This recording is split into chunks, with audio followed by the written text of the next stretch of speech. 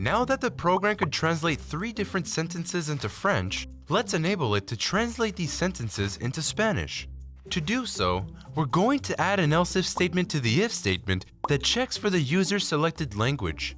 Instead of checking if the user entered FR for French, this time it'll check if they entered ES for Spanish. Let's open up the code editor and see what work awaits us. Let's start by replacing the question mark with the else if statement and an empty code block.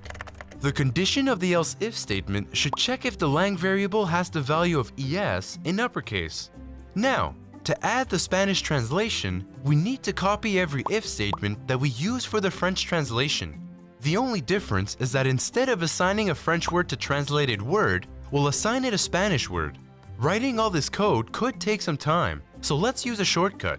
First, select all the inner if statements with your cursor. Next, copy this piece of code. Finally, click inside of the code block of the else if statement and hit paste. Instead of having to rewrite all that code, we simply need to make small changes to the copy. Go ahead and change all the French words in the else if statement for Spanish words.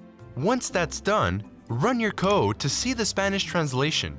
You'll notice that the program was slightly modified to allow you to enter your own sentence, so feel free to create your own translations.